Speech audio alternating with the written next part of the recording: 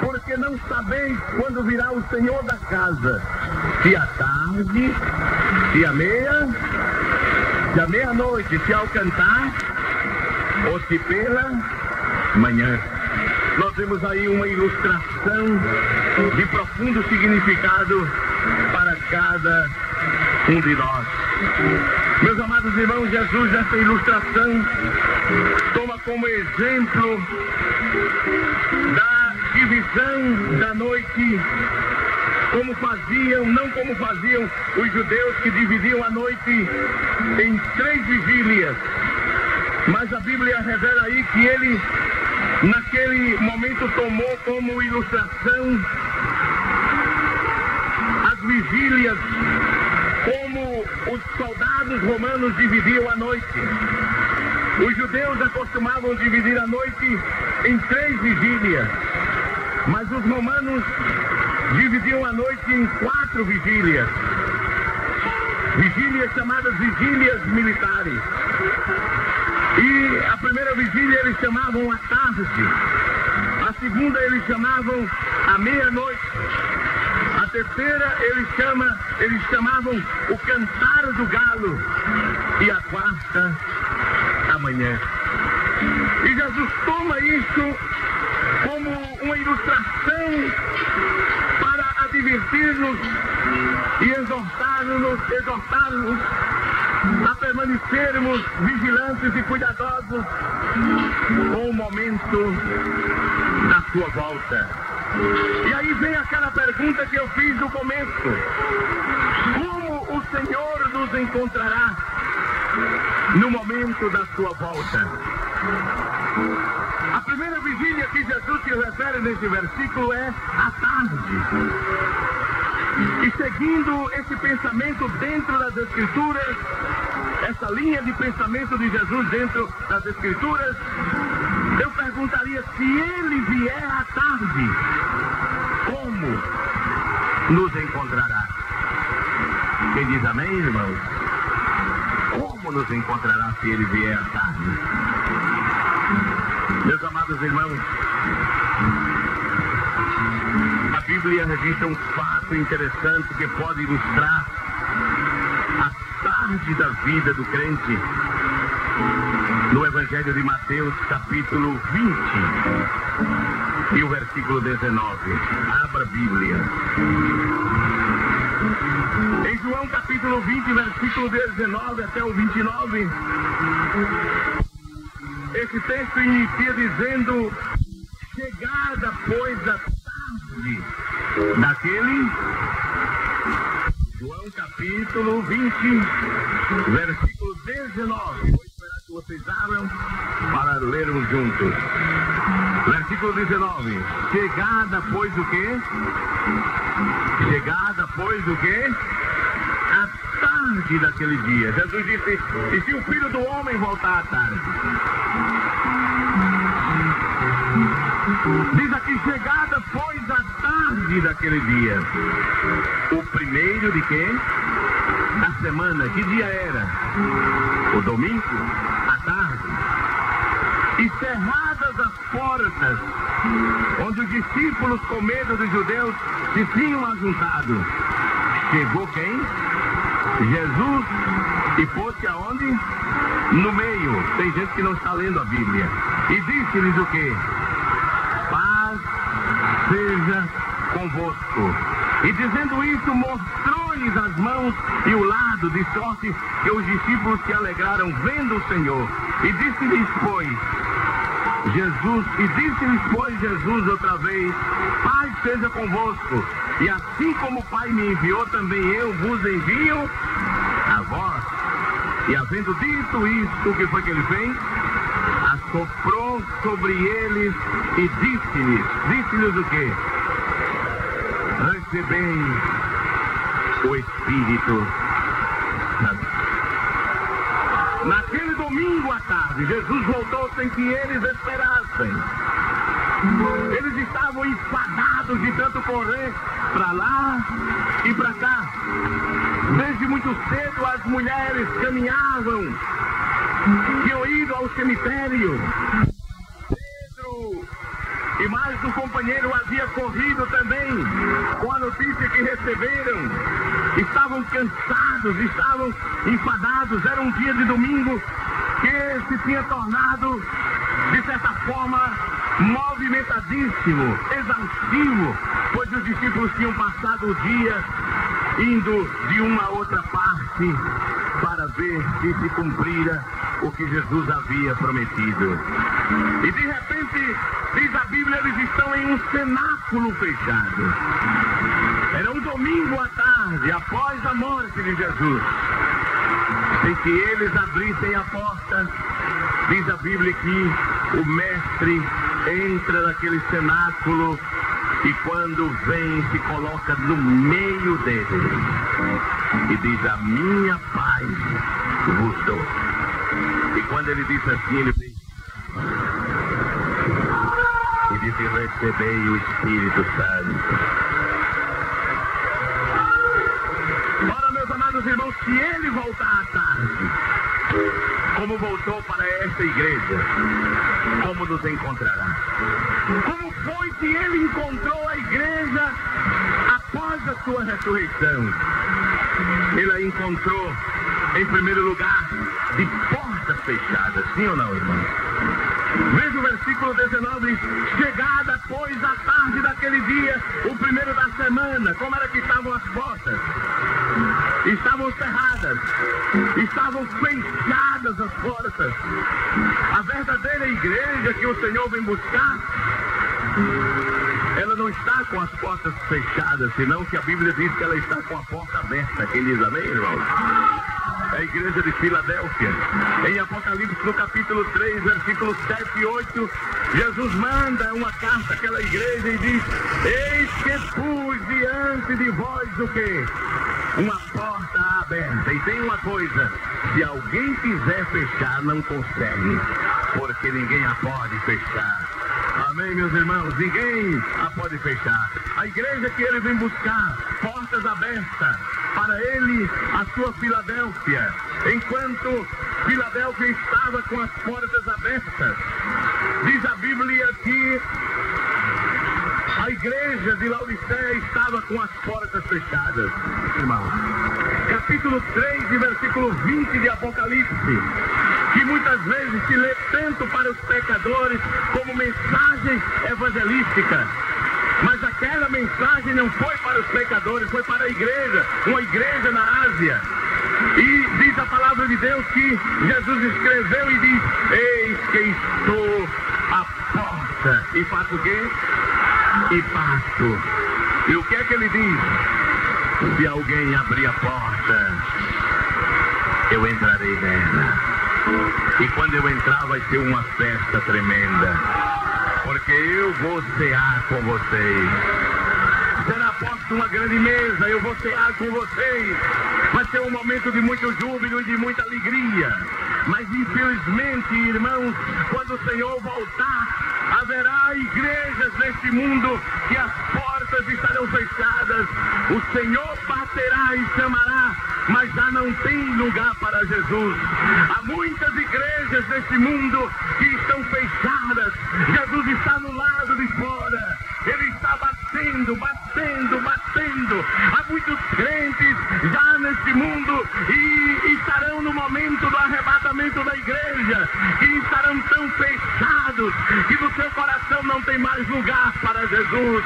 Está como a cidade quando Maria grávida foi para ter a Jesus e não encontrou um lugar onde pudesse o Filho de Deus nascer. Há muitos corações e muitas igrejas que não tem mais porta aberta. Jesus não pode entrar, não tem mais espaço para ela. Há muitos crentes que a porta está fechada, não tem mais espaço para Jesus. Tem espaço para o mundo, tem espaço para o pecado, tem espaço para a vaidade, tem espaço para o secularismo, tem espaço para o humanismo dessa vida, tem espaço para tudo que este mundo oferece, mas Jesus está do lado de fora. Mas esta noite o Espírito Santo pode forçar a porta e a porta pode ser aberta e ele entrar e fazer uma festa.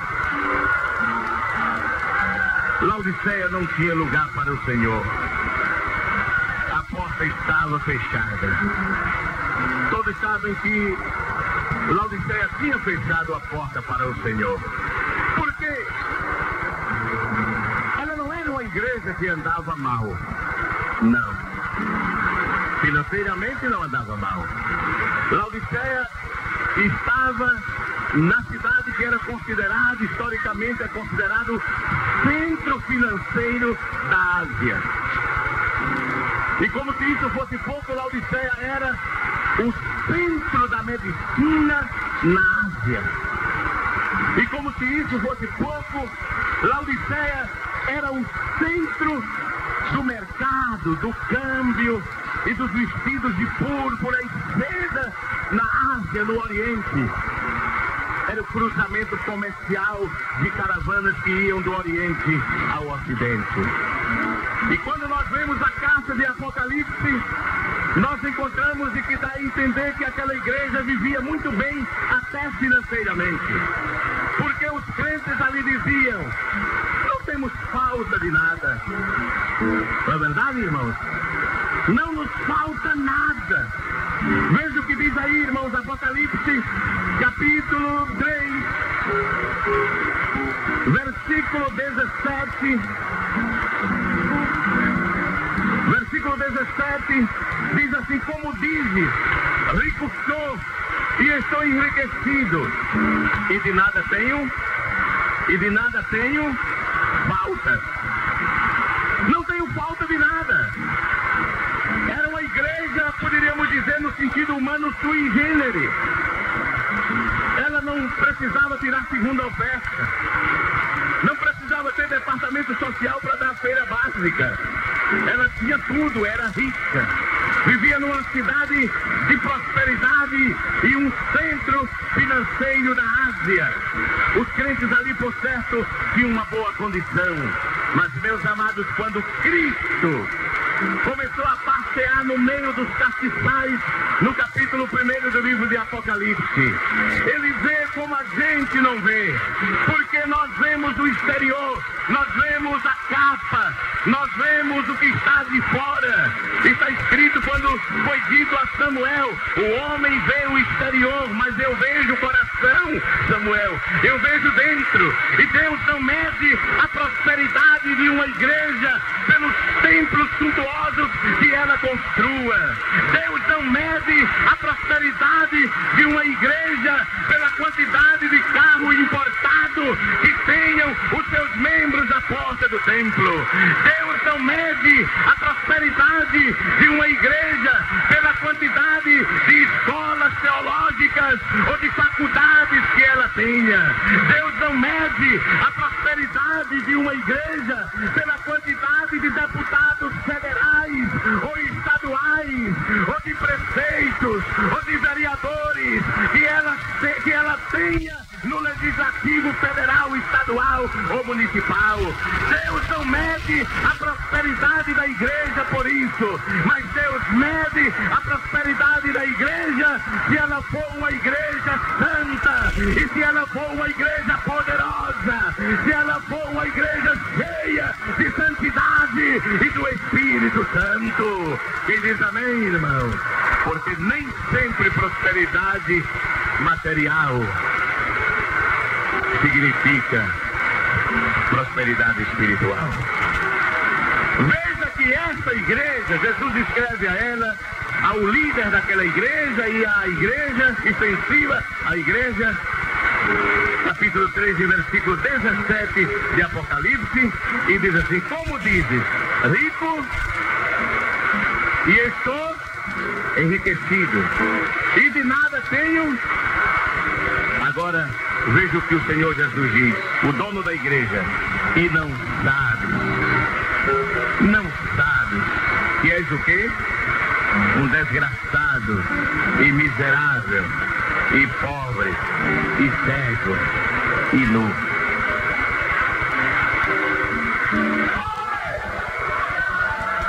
Se Jesus voltar à tarde, vai encontrar igrejas assim, vai encontrar crentes assim. Não tenho falta de nada. Deus me abençoou, Eu não preciso estar na igreja todo dia. Em casa também eu busco a Deus. Aí Jesus diz, ele é incisivo nas suas palavras e diz, eu vou te dar um conselho. Vem comprar o que não se compra nas casas de câmbio de Laodiceia.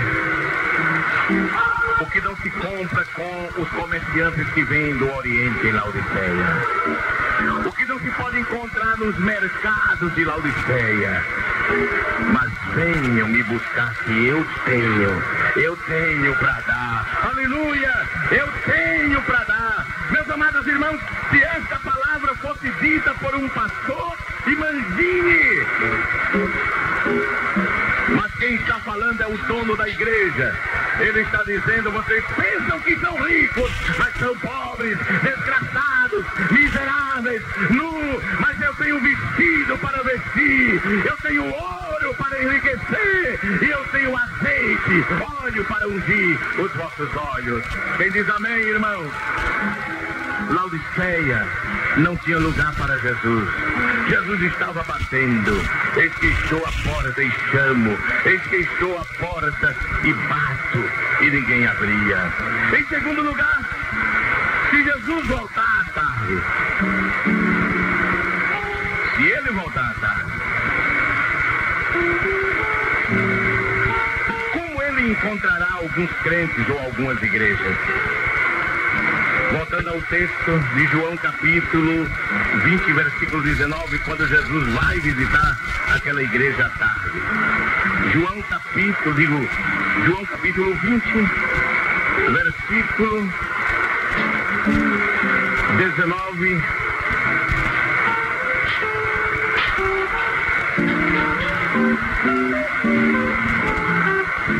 Nós encontramos assim: chegada, pois, a tarde daquele dia, o primeiro da semana, e cerradas as portas, onde os discípulos, com medo dos judeus, se tinham ajuntado, Jesus chegou.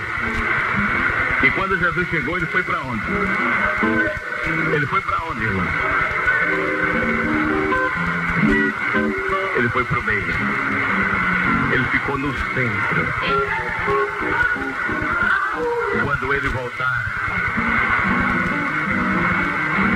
em muitas igrejas ele já não será o centro. Em muitas vidas ele já não será o meio. Ele já não será o centro.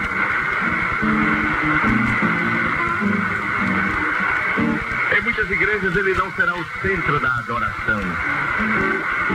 Não será o centro dos projetos. Não será o centro da mensagem. Jesus quer ser o centro da igreja, irmão. Nada na igreja deve ser feito sem ter lugar para Jesus. Quem diz amém, irmão? Não pode. Tudo que é realizado na igreja, no círculo de oração, no coral, na comissão, no ministério, Jesus tem que ser o centro. Amém, irmão? Se ele é o centro da comissão, é bênção. Se ele é o centro do ministério, amém. Se ele é o centro da nossa vida, quem diz amém, irmão? Amém. Ele é o centro. Quem está no centro governa. Quem está no centro manda. Quem está no centro domina. Amém, irmãos? O centro é o lugar da bênção. Quando Jesus chegou em um lugar e o homem estava com a mão seca, ele disse, não fica de fora não, filho, vem para o centro, vem para o meio. E quando o homem chegou no meio e estirou a mão, foi curado. A igreja que tem Jesus no centro tem cura, tem batismo com o Espírito Santo, tem maravilhas, irmão. Ele é o centro, mas infelizmente em muitas igrejas ele não pode ser o centro. Em muitas vidas ele não pode ser o centro. E por que não pode ser, pastor? Porque ele está batendo do lado de fora e não pode entrar. Se Jesus voltar à tarde, isso aqui é mais sério. Como é que ele vai me encontrar? Vamos voltar ao versículo 19. Com medo dos judeus ter encontravam, tinham se ajuntado, ou se tinham ajuntado, chegou Jesus e pôs-se no meio. E disse-lhes, o que foi que ele disse? Paz seja convosco. Versículo 22, irmão, veja o que é que ele faz. No versículo 22. O que é que ele faz? Hein? Versículo 22 diz que ele concluiu aquelas primeiras palavras e, havendo dito isso, ele fez assim.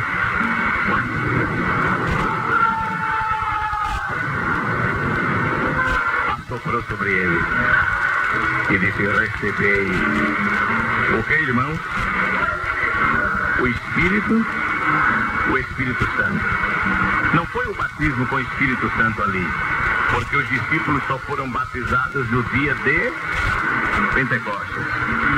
Se você pega a Bíblia, se você tem a Bíblia pentecostal, na página seguinte do Evangelho de João, capítulo 20, diz assim: a outorga do Espírito Santo por Jesus aos seus discípulos no dia da ressurreição não foi o batismo no Espírito Santo como ocorreu no dia de Pentecostes, Atos 1 e 5 e 2 e 4. Realmente a primeira vez que a presença regeneradora de quem? Do Espírito Santo e a nova vida de Cristo ressurreto saturavam e permeavam o quê? Os discípulos.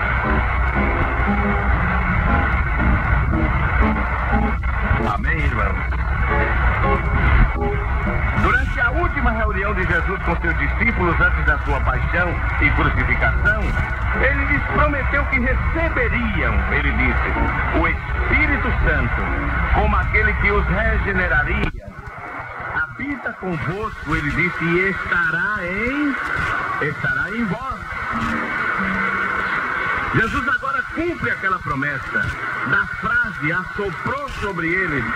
Infere-se que se trata da sua regeneração.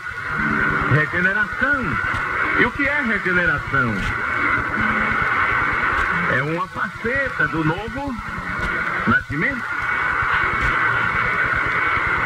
Quando Jesus vier, encontrará muitos crentes na igreja sem o novo nascimento. Observe que eles já tinham andado com Jesus, sim ou não, irmãos? Tinham dormido com Jesus, tinham ouvido a mensagem, acreditavam. Tem muita gente que pensa que por cantar no coro já nasceu de novo. Cantar no coro não garante novo nascimento. Pregar a palavra não garante novo nascimento. Cantar bonito não garante o novo nascimento. Ter um cartão de membro não garante o novo nascimento. Ser fiel nos dízimos é doutrina, mas não garante o novo nascimento. É verdade.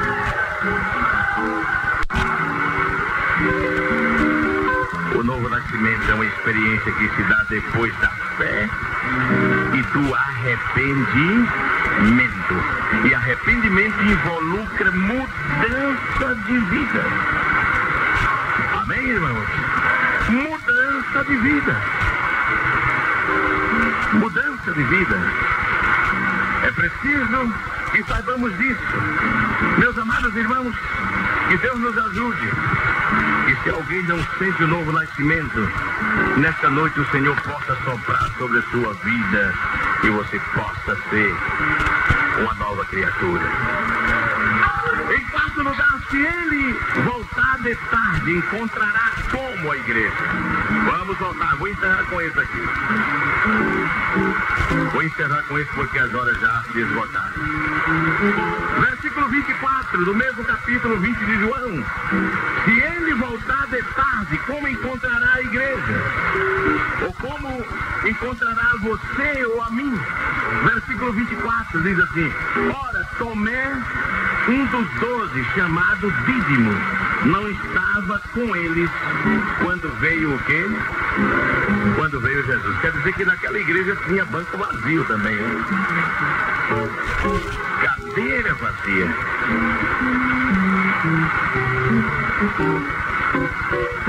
A igreja que espera a tarde ao Senhor, nela havia cadeira vazia. Ali Tomé não estava. Muitos estão negligenciando a sua vida espiritual. As igrejas estão cheias de crentes que gostam, vocês vão achar estranho, de crentes festeiros, que gostam de missa. Ô gente, que é isso? Irmão. Tem crentes hoje que vão à igreja como quem vai à missa, só no domingo. Beija a pedra e volta. Para ele é suficiente aquela vida indiferente, sem compromisso com a igreja, nem com a palavra. Ele não vai a um culto de oração, ele não vai a um culto de doutrina, ele não participa de órgão nenhum da igreja. É aquele crente totalmente indiferente. E tem uma coisa, se acha mais importante, às vezes, do que muitos outros. É o crente domingueiro, é o crente da missa, é o crente festeiro. Agora, festa. E se houver um culto de ações de graças na casa do irmão, a primeira coisa que ele pergunta é se tem bolo. Tem bolo? Crente de ensaio. Já viu, irmão? Está assim feio. Mas é uma pedra de gelo no altar. É uma pedra de gelo no culto. Porque essa vida precisa se consertar. Precisa assumir compromisso com a palavra, compromisso com Deus, compromisso com a oração e uma vida de santidade. É o crente ensaio. Se ele cantar num coral, só anda com o livro do coral. E se cantar num conjunto, só anda com a guitarra. Ou só anda com a bateria eletrônica debaixo do braço. Ou com o instrumento debaixo do braço. Ele não tem compromisso. Pensa que instrumento segura ele na igreja. Pensa que livro segura ele na igreja. Pensa que CD segura ele na igreja. Pensa que gravação feita de CD segura ele na igreja. Quem me segura na igreja é a palavra, é a oração, é a vida de santidade, é uma vida de compromisso.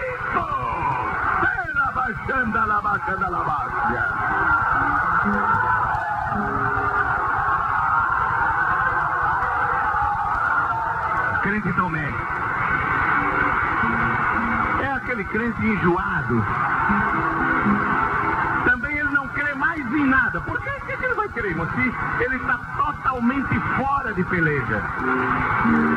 Ele não ora. Tem muita gente que pensa que só se perde a comunhão quando se comete um pecado grave na igreja. Não, irmão. Até um pastor, mas o senhor, até eu, irmão, se não buscar a Deus, se não ler a Bíblia, você vai ficar cru, duro, você vai ficar indiferente.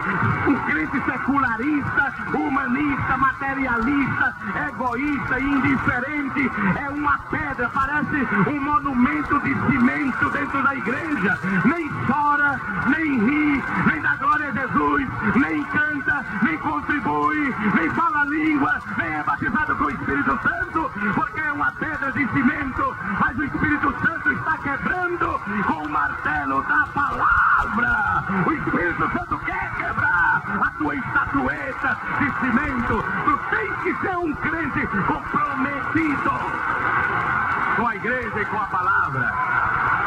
Se quer tocar, tem que ser comprometido. Se quer cantar, tem que ser comprometido.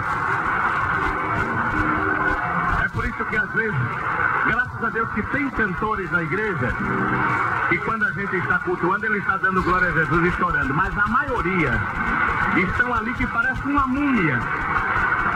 Meu irmão, parece um boneco de cera. A igreja chora, canta, fala línguas, e ele ali, preocupado só com o CD e a hora dele cantar. É um boneco de cera dentro da igreja. Quando dá a oportunidade para ele cantar, ele chega aqui e quer tocar fogo em todo do mundo. Oh, igreja da glória, da glória, da glória, o que? Vai primeiro dar a Jesus tua, Pai. Vai primeiro glorificar tu. Vai primeiro cozinhar a tua vida. Tu és um bolo cru de um lado e assado do outro. Mas o fogo do Espírito pode queimar a tua vida. Se tu dedicar e consagrar a tua vida no altar de oração. Mas tem que ser assim. Aleluia, aleluia. Consagra a tua vida. Consagra a tua vida.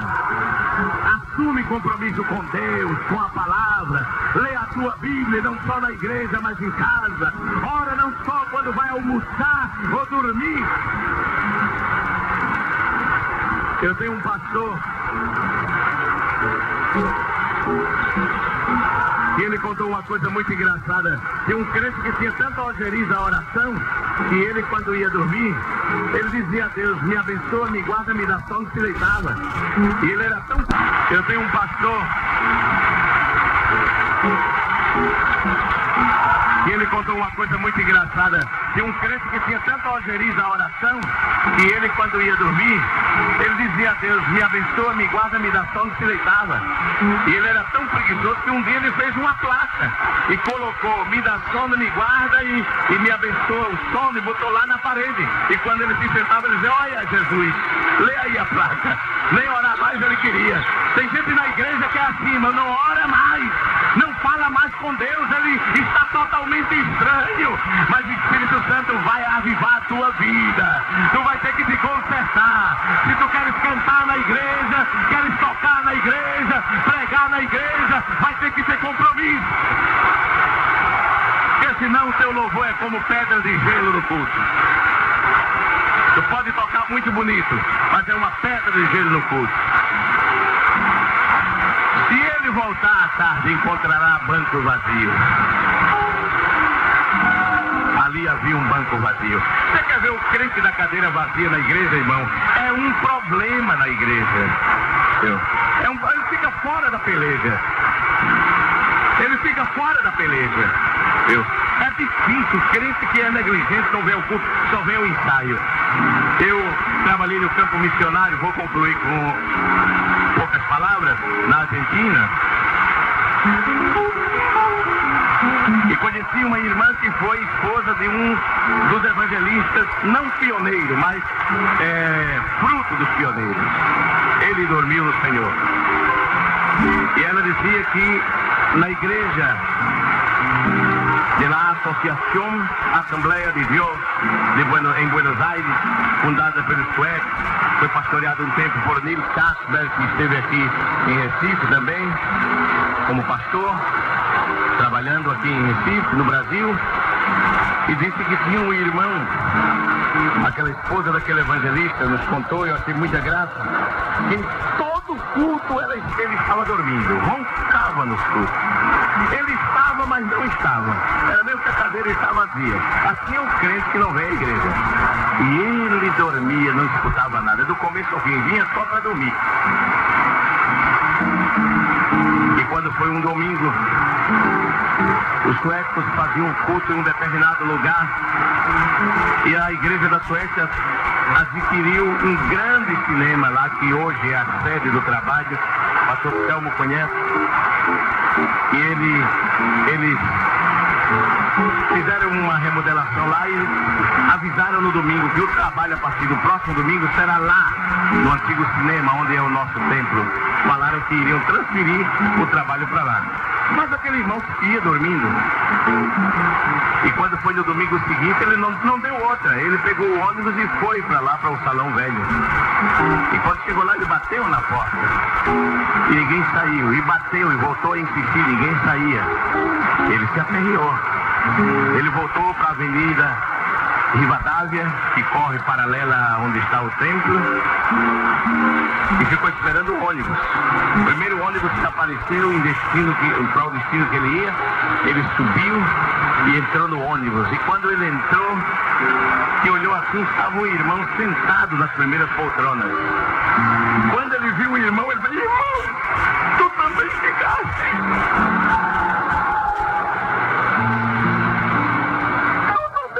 Irmão, ficaste o quê, irmão? Ele disse que eu fui lá no salão, irmão, não tem nem o pastor está. Jesus levou todo mundo para o céu. Disse, meu irmão, Jesus não levou a igreja para o céu ainda. É que agora já está no cinema novo, onde era o cinema que foi transformado em templo, a igreja da Suécia comprou. É que você só vive dormindo no culto, né? Vive indiferente, né? Tem crente que é assim, irmão. Vive indiferente. Você quer ver como é esses crentes? Vamos voltar lá. João capítulo 20, vamos ver como é. O crente Tomé que deixa o lugar vazio da igreja. Capítulo 20.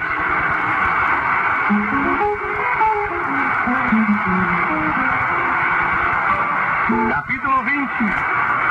E vamos ver, meus amados, do versículo 24 em diante. Veja como é. Ora, Tomé, um dos 12, chamado o quê? Chamado o quê? Não estava com eles quando veio Jesus. Disseram-lhe, pois, os outros discípulos. Foram para Tomé e disseram, vimos o Senhor, Tomé. Vimos o Senhor. Mas ele disse, veja o que foi que ele disse. Se eu não vi o sinal dos cravos em suas mãos, e não puser o dedo no lugar dos cravos, e não puser a minha mão no seu lado, o que foi que ele disse? De maneira nenhuma o quê? O crerei. Você já viu como é esse crente? É aquele crente indiferente a tudo, a palavra. Ele não crê em nada, irmão. Ele não crê em milagre. Ele não crê em unção com azeite. Ele não crê em bênção. Ele vai como ocupar um templo. E tem uma coisa, quando o povo fala de bênção, é uma coisa séria. Um irmão que viveu aqui nesta capital em uma congregação, nenhum dos dois estão mais na terra, por isso eu posso contar.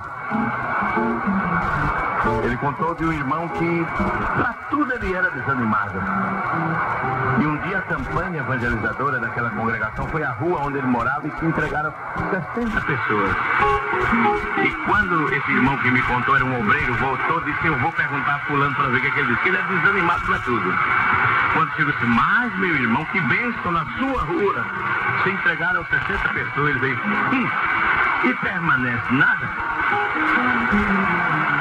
O coral daquela congregação viajou e ele soube que o culto lá na congregação foi uma bênção. Jesus batizou com o Espírito Santo, foi uma maravilha. Ele disse, eu vou voltar e vou perguntar ao irmão como foi o culto.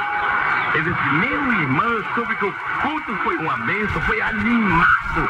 Ele disse, foi animado, nada. Tem gente que é assim, irmão, é Tomé. Ele já perdeu tudo. Está totalmente frio, apagado.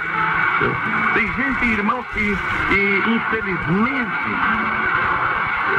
infelizmente, eu não vou nem dizer assim aqui não, porque se eu disser, eu estou desacreditando na orientação que o Espírito Santo me está dando na mensagem.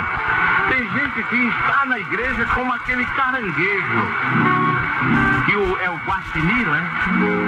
Vai por trás e suga ele. E ele fica ali armado. Quando o pescador vai buscar, não tem nada, só tem a casca. Porque o que tinha de vida o guaxinim já.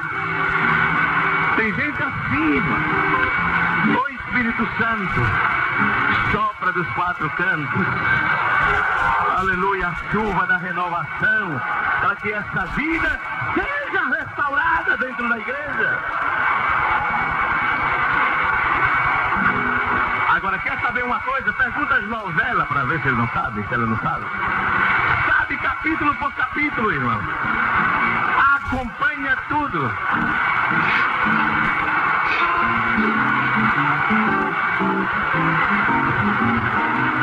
Aleluia. Amém, irmão. Mas Tomé, quando vem à igreja, Deus conserta. Tem crentes que não gostam quando eu falo de novela. Mas o que é que eu vou fazer, irmão? Não tem hoje coisa mais imunda, mais depravante do que novela. É o guaxinim. Está vendo muito crente seco na igreja, irmão. Sai dela. deixa ela pra lá, vai orar, vai buscar a presença de Deus, vai ler a tua Bíblia, amém, irmão? Vai ler a tua Bíblia. Diz aqui, 8 dias depois, Deus vê tudo, né? Estavam outra vez os seus discípulos dentro. E com eles Tomé. Chegou Jesus, estando as portas fechadas, meu Deus, ainda continuava a porta fechada, e apresentou-se no meio e disse: paz seja convosco. Depois disse a Tomé: põe aqui o teu dedo e vê as minhas mãos, chega a tua mão e ponha do meu lado, não sejas incrédulo, mas crente. Tomé respondeu e disse: Senhor, meu Deus e Deus meu. Disse-lhe Jesus: porque me viste, Tomé, creste? Bem-aventurados que não viram e creram, né? Tem gente assim que não crê mais em milagres, só crê no que vê, não crê mais no invisível. Meus amados, por hoje nós queremos parar. Falamos da volta de Jesus. Se ele vier à tarde e se ele vier à meia-noite, nós não vamos falar. Falaremos em outra oportunidade, mas se ele vier à meia-noite, como é que ele vai te achar, tu e a mim, a igreja? Como é que ele vai encontrar? Que Deus nos ajude, em nome de Jesus. Quem diz amém, irmão?